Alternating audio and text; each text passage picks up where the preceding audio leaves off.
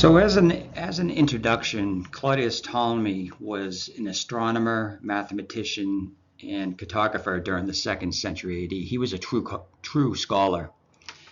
His ability to use astronomical observation and use mathematics to locate geographic locations was something new at the time and something that was never done before. Quite remarkable. He introduced a grid system with the use of longitude and latitude that is still used today.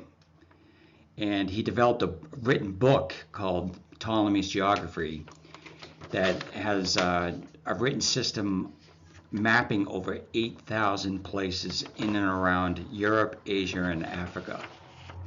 It's the only book on cartography that has survived from the classical period. And for more than 15 centuries, it was the most detailed written reference on how to gather and draw maps. And there was a resurgence in the 15th and 16th century during the Renaissance, where Ptolemy's Geography, this written account, was an instrumental tool in the rebirth of mapping during the Renaissance period, all the way to the present day today that we see used. So Ptolemy was born circa 100 AD. There is no written account that he was born in Alexandria. In fact, nobody really knows where he was born, but it's thought that he was born in this area, Alexandria. And he lived 70 years. He was 70 years old, right around 70 years old, and he lived in Alexandria for the better part of his life. And Alexandria, which is in Egypt, basically was the Mecca of scholars. It was a very wealthy place, and it was a place where scholars would get together and do remarkable things, especially in the past during this time. Interesting that Claudius is a Roman name and Ptolemy is Greek. Ptolemy did write all of his written accounts in Greek, and with that being said, there's a mixture of Roman and Greek in them. And Alexandria was taken over by the Roman Empire during the time that he was alive. So as mentioned, Ptolemy wrote a book, and it was strictly a written book, and I want to make that clear. He never drew maps. Everything that he wrote how to draw a map. And it's a very interesting thing, because when you think about it, when I first started reading about him, you think about somebody is telling you how to draw something, how to draw a map, but it was never clear that he actually drew a map.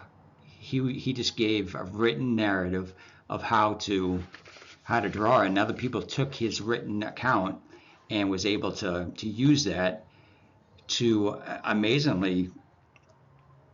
It's really quite amazing that this written account was used for future generations, all the way up to the Renaissance and all the way up till now. And this written account was lost for almost 1,200 years, which is another amazing feat, that this written account was found and applied and used.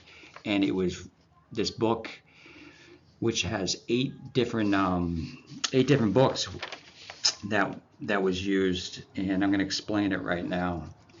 Again, it was comprised of 8 books, and it was written in circa 160 AD. And book 1, it introduced more of a critique on a man named Marinus of Tyre and how his explanation of cartography and geography was not reliable in his eyes.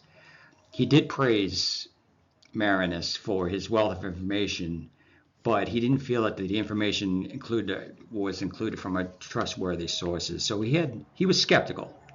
He really was skeptical, and so with being skeptical, he introduced 2 new types of projections with the understanding of his world, our world as we see it.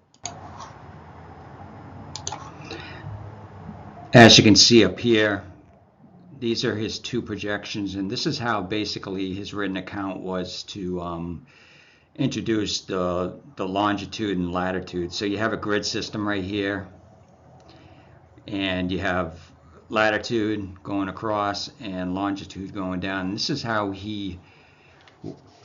it's interpreted with this written account. And down here was basically plots made of a map that has 26 different regional maps, 10 of Europe, 4 of Africa, and 12 of Asia.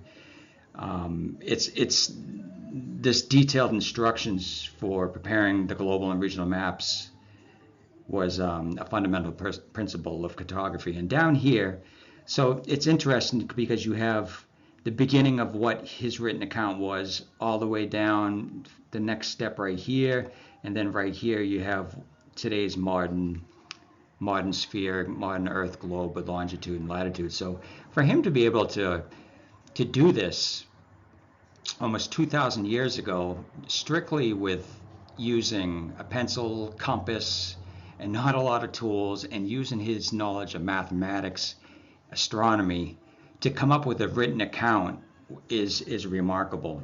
Now, to move forward with his books, so book one I just described. Book 2 through 7 was mostly an abundance of longitude and latitudes, and what's amazing is it was written down almost 8,000 locations. 8,000 locations that give longitude and latitude, which people in the future were able to use and plot and use this to create maps. Now the final book, book number 8, it includes descriptions of 26 regional maps, 10 of Europe, 4 of Africa, and 12 of Asia. And it is considered the most significant contribution because it contained detailed instructions for preparing both global and regional maps. Now that's kind of my whole this whole podcast, this whole presentation basically is Ptolemy thought big picture. Now his big picture view of the Earth, which he considered to be the Earth to be the center of the universe and everything revolved around that, to be able to look at the stars, to be able to use his understanding of mathematics, and to be able to think big picture, and then be able to, for people to be able to take that big picture and bring it down and use it regionally. For example, during the Renaissance, which is an amazing feat, the Renaissance, they used his written accounts and were able to produce many different maps using his written accounts. It's something that was monumental. So as mentioned, for almost 1,000 years, Ptolemy's work was lost. It was lost to Europe in the Middle Ages. And around 1300, his text was found by Byzantine scholars, and they began introducing his writings into Italy. And this figure right here is a world map that was created, and it's credited to the Agathorium of Alexandria.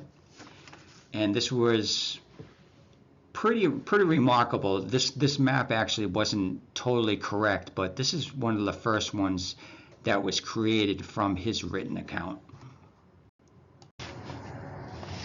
So what we have here is are examples of some of the first maps that were created as far as world making goes, as far as a map.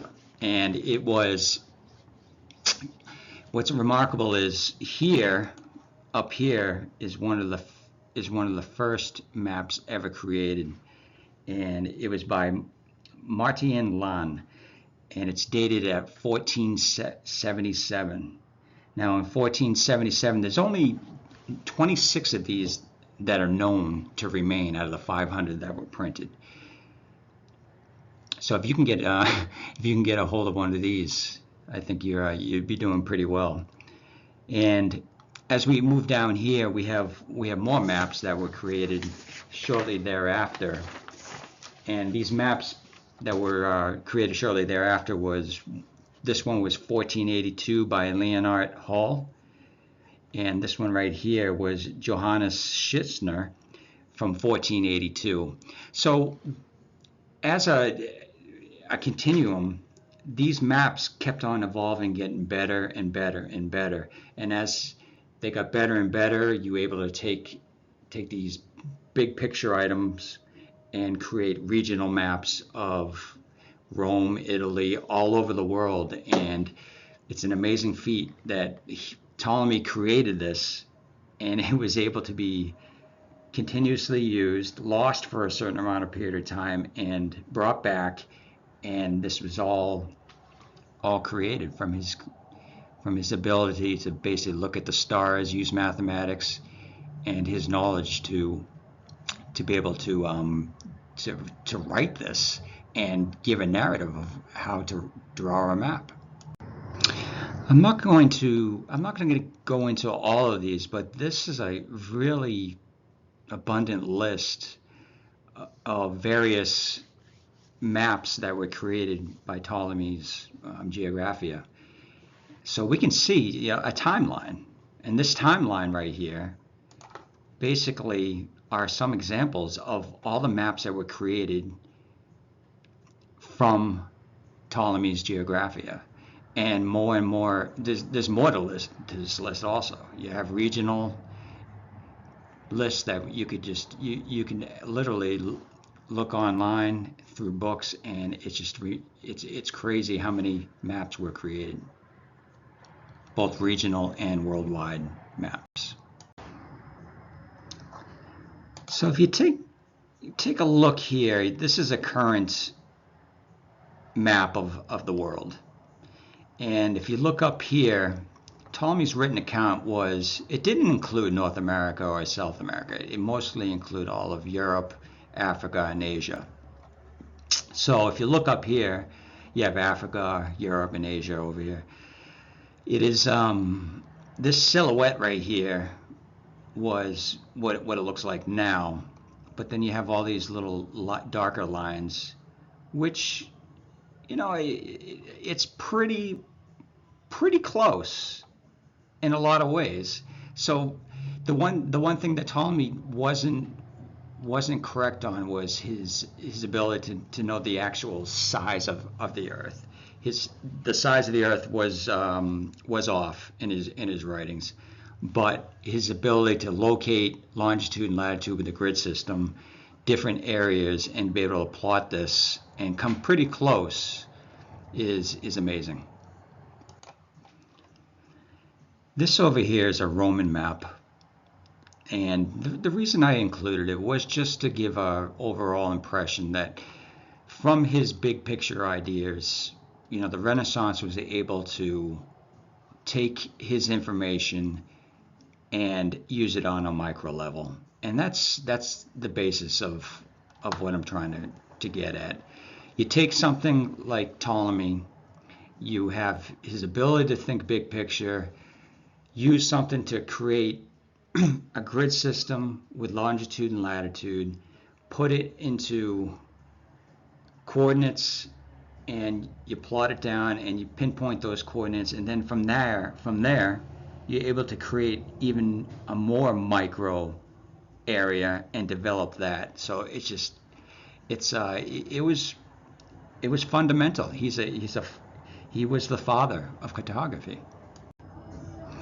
So in conclusion, Ptolemy, we don't know what Ptolemy looked like, but a lot of people, this is a picture basically that was drawn probably 1,000 years after after he died. And so in conclusion, Ptolemy was a scholar. He was ahead of his time, and his work had significant impact, helping other cartographers using mathematical analysis and constructing maps.